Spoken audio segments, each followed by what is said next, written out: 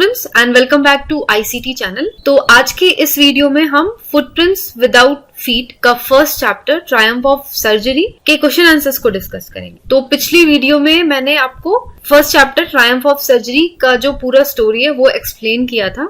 अगर आपने अब तक वो वाली वीडियो नहीं देखी है तो डिस्क्रिप्शन बॉक्स में वीडियो की लिंक दी हुई है, आप वहां जा करके वीडियो देखें, चैप्टर को पूरा समझ लें और उसके बाद ही आप इस वीडियो में आकर के क्वेश्चन आंसर्स को सॉल्व करेंगे। तो शुरू करने से पहले अगर आपने चैनल को अब तक सब्सक्राइब नहीं किया है तो जल्दी से चैनल को सब्सक्राइब कर ले और साथ ही बेल आइकन को भी दबा दे ताकि इस चैनल पे जो भी वीडियोस अपलोड होती हैं उनकी नोटिफिकेशन आपको सबसे पहले मिल सके। तो let's start with our today's video. तो आज हम फर्स्ट चैप्टर का क्वेश्चन आंसर्स कर रहे हैं, ट्रायम्फ ऑफ सर्जरी। तो इस चैप्टर में will discuss the question answers. जो आपको ये जो क्वेश्चन आंसर्स आपको एक्सरसाइजेस में दिए हुए हैं ये हम डिस्कस करेंगे और साथ ही जो क्वेश्चंस आपको चैप्टर के बीच में जो मिडिल में जो क्वेश्चन आंसर्स दिए हैं हम वो भी डिस्कस करेंगे। तो चलिए स्टार्ट करते हैं। तो फर्स्ट क्वेश्चन है, what kind of person do you think the narrator a veterinary surgeon is?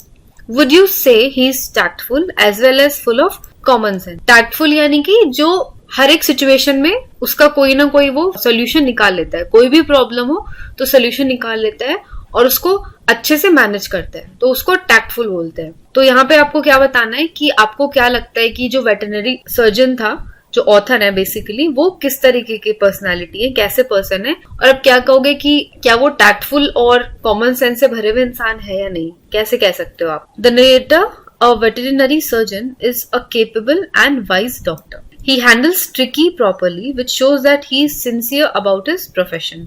तो ये जो डॉक्टर है वो काफी केपेबल और वाइज डॉक्टर है क्योंकि उन्होंने ट्रिको को काफी अच्छे से संभाला था। इससे ये पता चलता है कि वो बहुत ही सिंसियर है और अपने प्रोफेशन में बहुत डेडिकेटेड है। He does not operate upon the dog unnecessarily and cures him by altering his diet and activities. और बिना जरूरत के उन्होंने उस पर ऑपरेशन नहीं किया बल्कि उसे उसकी डाइट और उसके खेलने की एक्टिविटीज वगैरह हर चीज चेंज करके ही उसे ठीक कर दिया। He's a tactful person as he knew exactly how to convince Mrs. Pomfrey to hospitalize Tricky for a surgery. His decision to inform Mrs. Pomfrey to collect Tricky supports his sensibilities even though he was tempted to keep Tricky as a permanent guest. तो अब ये तो हमने देख लिया कि वो कैसे पर्सन है, पर वो टैक्टफुल क्यों है? क्योंकि उन्होंने मिसेस पॉम्फ्रे को तो ये कन्विंस कर लिया कि ट्रिकी को सर्जरी की जरूरत है, उसे हॉस्पिटलाइज करना पड़ेगा। तो ऐसे करके उन्होंने उसको अपने हॉस्पिटल में एडमिट भी कर लिया, उसे ठीक भी कर दिया और उनको ये भी लगने लगा था कि ट्रिकी अगर परमानेंट गेस्ट की तरह हमेशा के लिए रुक जाए तो उनको ट्रीट्स मिलती रहेंगी। बट फिर भी उन्होंने सेंसिबली डिसीजन लिया और ट्रिकी को उसको अपनी मिस्ट्रेस यानी मिसेस पॉम्फ्रे के पास वापस भेज दिया। Second question is, do you think Tricki was happy to go home? What do you think will happen now? तो अब वो घर जाके क्या होगा आपको ये बताना है। आंसर है, Tricki was happy to go back home as he really loved his mistress and the comfort of his lavish life. He didn't have any friends at home like in the hospital, but he seemed equally excited at the sight of Mrs. Pomfrey. I think that Mrs. Pomfrey will not now be careful about Tricky's diet and health. She may also give him exercise daily as prescribed by the vet earlier. तो tricky को, मेरे हिसाब से tricky को घर जाके अच्छा लगेगा क्योंकि वो उसने काफी लैविश लाइफ जी है हमेशा से, उसको वहाँ घर की जो कंफर्ट लेवल है वो उसको अच्छा लगता है। हालांकि हॉस्पिटल में जैसे उसके फ्रेंड्स थे वैसे उसे घर पे नहीं मिलेंगे, बट मिसेस पॉम्फ्रे अब उसका और अच्छे से ख्याल रखेंगी क्योंकि उन्होंने देख लिया है कि ट्रिकी बीमार पड़ चुका है। तो अब वो कोशिश करेंगे कि उसे एक्सरसाइज करवाए और जो भी वेट ने जो भी एक्सरसाइजेस लिखे थे पहले जो वो नहीं करवाती थी वो अब होपफुली वो सारे एक्सरसाइजेस ट्रिकी से करवाएंगे। Next question is, do you think this is a real life episode और मेयर फिक्शन और is it a mixture of both? तो क्या लगता है आपको, क्या ये कहानी काल्पनिक है या फिर ये ऐसा रियलिटी में भी हो सकता है? तो answer will B, the story seems to be a mixture of both. It may be possible for rich persons to overfeed their pets due to love. It is not unusual for them to maintain a vast wardrobe for them either, but it is unlikely for a veterinary doctor to go out of the way and lie in order to save an animal. It is also unusual for anyone to consume food which is given in the name of a pet's health. तो ये दोनों का mixture है, यहाँ पे real life episode भी है ये और काल्पनिक भी है। तो रियल लाइफ कैसे है? क्योंकि ये पॉसिबल है, जैसे स्टोरी में बताया गया, तो ये पॉसिबल है कि जो अमीर लोग होते हैं, जो रिच पर्सन्स हैं, अपने पेट्स को ज्यादा खिला देते हैं प्यार के कारण और जैसे बताया कि ट्रिकी का वार्डरोब था खुद का, तो ये भी पॉसिबल है क्योंकि अमीर लोग ऐसा कर सकते हैं, अपने पेट्स का वार्डरोब मेंटेन कर सकते हैं वार्डरोब। लेकिन जो काल्पनिक है वो क्या है कि एक जानवरों का doctor out of the way जा करके सिर्फ उस जानवर को बचाने के लिए ये सब करता है, ये थोड़ी बात हजम नहीं होती है, ये काफी अनलाइकली है। और ये भी अनयूजुअल है कि जो खाना जो पेट के नाम पे भेजा गया है वो वेटनरी डॉक्टर कंज्यूम कर रहे हैं। नेक्स्ट, अब ये जो आगे के क्वेश्चंस है 1 2 3 4 ये हम डिस्कस करेंगे। First question is, this episode describes the silly behaviour of a rich woman who is foolishly indulgent, perhaps because she is lonely. Do you think such people are merely silly or can their actions cause harm to others? तो यहाँ पे हमें क्या question पूछा गया है कि इस एपिसोड में जो मिसेस पॉम्फ्रे है उनका जो बिहेवियर है वो कैसे बताया गया है, सिली बताया गया है, मतलब वो काफी वो बेवकूफ सी लग रही है। लेकिन ऐसा क्यों है? क्योंकि हो सकता है वो अकेली है, इस वजह से वो अपने पेट को जरूरत से ज्यादा प्यार देती है। तो आपको क्या लगता है कि ऐसे लोग सिर्फ बेवकूफी में ही ऐसा करते हैं या फिर उनके जो एक्शंस होते हैं वो दूसरे को हानि भी पहुंचा सकते हैं? ये आपको बताना है। तो आंसर क्या होगा? Mrs Pumphrey's actions had a harmful reaction on Tricki's health. She was over parenting and over feeding Tricki in the name of love. This worsened his condition to an extent that he had to be hospitalized. People like Mrs. Pomfrey are not just merely silly, but their actions can definitely have dangerous consequences for others. तो यहाँ पे उन्होंने जो जरूरत से ज्यादा tricky का ख्याल रखा और उसे जरूरत से ज्यादा खिलाया, इस वजह से ट्रिकी की कंडीशन काफी खराब हो गई, इतनी कि उसे हॉस्पिटलाइज करना पड़ा। तो उनकी आदतें सिर्फ बेवकूफी वाली नहीं है, बल्कि वो दूसरों को नुकसान भी पहुंचा सकती है। Next, question number 2, do you think there are also parents like Mrs. Pomfrey? Yes, there are some parents like Mrs. Pomfrey who spoil their children by pampering them. They overfeed their children or pets despite being aware of the harmful effects on their health. Parents like Mrs. Pomfrey should maintain a healthy lifestyle of their family and pets. तो बिल्कुल ऐसे parents होते हैं जो Mrs पॉम्फ्रे की तरह अपने बच्चों को जरूरत से ज्यादा ठूस ठूस कर खाना खिलाते हैं। और क्यों करते हैं? क्योंकि वो उन्हें पैम्पर कर रहे हैं, मतलब उन्हें वो आउट ऑफ लव वो ऐसा करते हैं, बट उन्हें ये समझ नहीं आता कि ऐसा करके वो उससे ही नुकसान पहुंचा रहे हैं, वो उनकी हेल्थ पे ही हार्मफुल इफेक्ट पड़ेगा। तो उन्हें क्या करना चाहिए? उन्हें कोशिश करनी चाहिए कि उनकी फैमिली और उनके पेट्स की हेल्दी लाइफस्टाइल मेंटेन हो।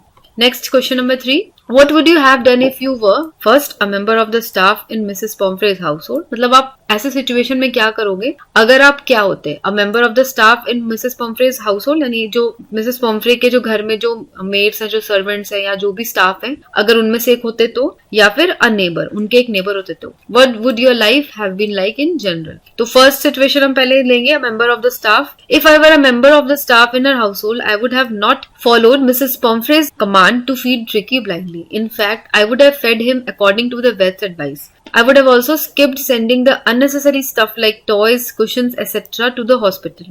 My life would have been a very busy one as I would have had to take care of the household chores and meet Tricky's demands on time. तो अगर मैं tricky की जगह होती तो मैं ऐसा नहीं करती, उसको मैं एकदम आंख बंद करके बिल्कुल ओवरफीड नहीं करती, बल्कि मैं वेट के एडवाइस के अकॉर्डिंग ही उसे डाइट देती और उसको इतने सारे टॉयज और कुशन्स और उसके कपड़े वपड़े भी बहुत ज्यादा नहीं भरती हॉस्पिटल जाते टाइम। और ऐसे में मेरी लाइफ काफी बिजी होती क्योंकि मुझे घर का काम के साथ साथ ट्रिकी का भी ख्याल रखना होता। सेकेंड जो सिचुएशन है वो थी मिसेस पॉम्फ्रेज नेबर। तो क्या हो जाएगा? If I were Mrs Pumphrey's neighbour, I would have advised her to consult a vet and follow his advice strictly, keeping in mind Tricki's deteriorating health. I would have also been supportive in their hard time when Tricky was hospitalized. My life as Mrs. Pomfrey's neighbor would have been full of surprises and gifts as Mrs. Pomfrey was a loving lady. तो यहाँ पे अगर मैं Mrs पॉम्फ्रे की neighbour होती तो मैं उनको एडवाइस करती कि वो ट्रिकी के लिए वेट को फॉलो करते रहे, कंसल्ट करते रहे और जो भी उन्होंने ट्रिकी के लिए डाइट चार्ट प्रिपेयर की है वो उसके अकॉर्डिंग ही खिलाए पिलाए और उसकी एक्सरसाइज करवाए। और जब ट्रिकी हॉस्पिटलाइज था तो भी मैं उनको सपोर्ट देती, उनका सपोर्ट सिस्टम बनती और मेरी लाइफ क्या होती? मेरी लाइफ फुल ऑफ सरप्राइजेस होती क्योंकि मिसेस पॉम्फ्रे बहुत ही लविंग लेडी है तो वो ऑब्वियसली मुझे सरप्राइज करते रहती। Next question number 4, what would you have done if you were in the narrator's place? If I were in the narrator's place, I would have treated Tricky with a similar amount of compassion and love. I would have been equally caring as Mrs. James Harriet towards Tricky. I would have just been a little more stern while advising Mrs. Pomfrey to put Tricky on a strict diet, knowing her way of showing love. I would have also not consumed Tricky's share of eggs, wine and brandy sent by Mrs. Pomfrey. तो अगर मैं narrator की जगह होती तो मैं बिल्कुल वैसा ही करती जैसा उन्होंने किया, बल्कि मैं मिसेस पॉम्फ्रे को एडवाइस देते वक्त और भी ज्यादा स्ट्रिक्ट होती कि वो ट्रिकी को डाइट फॉलो करवाए, और उसके साथ ही ट्रिकी के लिए जो एग्स, ब्रांडी और वाइन भेजे गए थे वो मैं नहीं कंज्यूम करती। अब हम डिस्कस करेंगे ये जो क्वेश्चन आंसर्स आपके चैप्टर के बीच में दिए गए, we'll discuss these questions which are given in blue colours. तो one by one we will discuss the questions. तो first question is,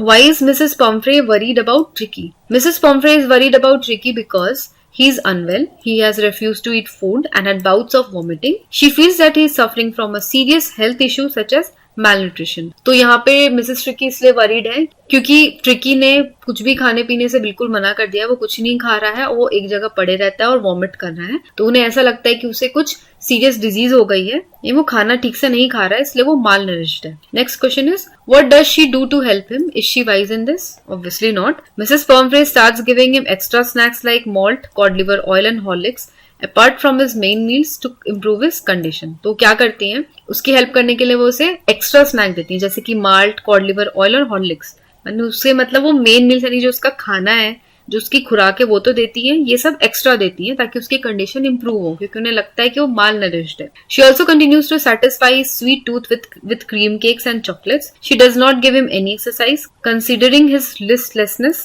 as well. She is not wise in doing so because overfeeding Tricky is worsening his conditions instead of improving it. It has made him very fat and lazy. और ये सब के साथ साथ वो उसे cakes और chocolates भी देती है और साथ ही कोई एक्सरसाइज भी नहीं करवाती है उससे। तो ऐसा करते हुए बिल्कुल भी समझदारी का काम वो नहीं कर रही है, क्योंकि ऐसा करने से ट्रिकी की कंडीशन और खराब हो रही है और वो फैट और लेजी होता जा रहा है। Next, What does I refer in this story? तो यहाँ पे I किसके लिए यूज किया गया है? I refers to the narrator, Mrs. James Harriet, a veterinary doctor. Next, अब ये वाले questions one by one we'll discuss. Is the narrator as rich as Tricky's mistress? No, the narrator is not as rich as Tricky's mistress, Mrs. Pomfrey. We can say so because the narrator seems fascinated by how lavishly Mrs. Pomfrey spends on the well-being and maintenance of a pet. He is unusually surprised by the enriching items she sends for Tricky as he cannot afford them himself. तो यहाँ पे वो बिल्कुल हमें पता चलता है कि वो मिसेस पॉम्फ्रे की तरह रिच नहीं है, क्योंकि वो बहुत ही आश्चर्यचकित होते हैं जब वो देखते हैं कि कैसे वो अपने पेट पे इतना स्पेंड कर रही है, और साथ ही वो ट्रिकी के लिए जब चीजें भेजती हैं, जो ट्रीट्स भेजती हैं, उसे देख करके भी वो काफी सरप्राइज होते हैं। Next, how does he treat the dog? James, ये तो हमने स्टोरी में पढ़ा ही है कि how he is treating the dog very well. James Harriet treats Tricky just like he would treat an overweight and lazy dog, which Tricky is. He cuts down his food intake and keeps him under strict observations for the initial days at hospital. He gradually increases Tricky's food and sets him free for physical activities to improve his health. तो ये सारे answer हमने story से लिए हैं। वो tricky के साथ क्या क्या करते थे, कैसे एक्सरसाइज करवाते थे, ये सब आपको स्टोरी में मिल जाएगा। Next, Why is he tempted to keep Tricky as a permanent guest? ये भी आपको पता ही, हमने चैप्टर में पढ़ा है कि वो ट्रिकी को परमानेंट गेस्ट की तरह क्यों रखना चाहते थे। Because of eggs, brandy and wine which he was receiving from Mrs Pumphrey. तो answer will be, Mr Harriet is tempted to keep Tricky on as a permanent guest because of the good food and wine he is enjoying in Tricky's name. He does not want to lose the luxurious inflow of fresh eggs, wine and brandy. तो जैसा कि मैंने आपको बताया कि tricky के नाम पे जो लग्जरीज आ रही है, जैसे कि एग्स, वाइन और ब्रांडी आ रही है जो मिसेस पॉम्फ्रे भेज रही है, तो वो जो है नरेटर और उनके कलीग्स कंज्यूम करते थे। तो इस वजह से वो उसे परमानेंट गेस्ट की तरह रखना चाहते थे, ताकि वो जो उनको ट्रीट्स मिल रही है वो आगे और भी ज्यादा मिलते रहे, वो कंटिन्यूअसली उनको मिलते रहे। Next question is, why does Mrs पॉम्फ्रे think the dogs recovery is a Triumph of surgery? तो ये आपका मेन क्वेश्चन आ सकता है कि मिसेस पॉम्फ्रे का जो कुत्ता था ट्रिकी, वो उसकी रिकवरी को वो ट्रायम्फ ऑफ सर्जरी क्यों कहती है। So what will be the answer? Mrs पॉम्फ्रे thinks that ट्रिकीज recovery is a Triumph of surgery because his illness was very serious. She was of the opinion that there were very few chances of Tricky to improve and he needed immediate medical attention. Thus his revival without any medical treatment was a great achievement according to her. तो उन्होंने इसे surgery की जीत क्यों कही है? क्योंकि उनके हिसाब से ट्रिकी बहुत ही सीरियसली बीमार था और उन्हें उम्मीद नहीं थी कि ट्रिकी इतनी जल्दी रिकवर हो जाएगा, वो भी बिना किसी मेडिकल ट्रीटमेंट के। तो इसलिए जो उसका जो रिकवरी हुआ वो उनके लिए, उनके अकॉर्डिंग बहुत बड़ी अचीवमेंट था, जिसे उन्होंने अ ट्रायम्फ ऑफ सर्जरी कहा है। तो बस इसके साथ ही ये सारे क्वेश्चन आंसर्स खत्म होते हैं इस चैप्टर के। तो आपको ये क्वेश्चन आंसर्स की वीडियो कैसी लगी ये आप मुझे कमेंट करके बताना। और इसके साथ ही अगर इन क्वेश्चन आंसर्स के अलावा या इनमें भी आपको कुछ भी डाउट्स होते हैं, आपको कुछ भी क्वेश्चंस है, तो आप मुझे नीचे कमेंट बॉक्स में कमेंट करके आप मुझसे पूछ सकते हैं। तो अगर आपको ये वीडियो पसंद आई हो तो लाइक बटन को जरूर दबाएं और अपने सारे फ्रेंड्स के साथ भी इस वीडियो को जरूर शेयर करें। तो मैं मिलूंगी आपको नेक्स्ट वीडियो में नेक्स्ट चैप्टर यानी सेकंड चैप्टर के साथ। तो तब तक के लिए take care of yourself, stay safe, stay healthy and have a nice day.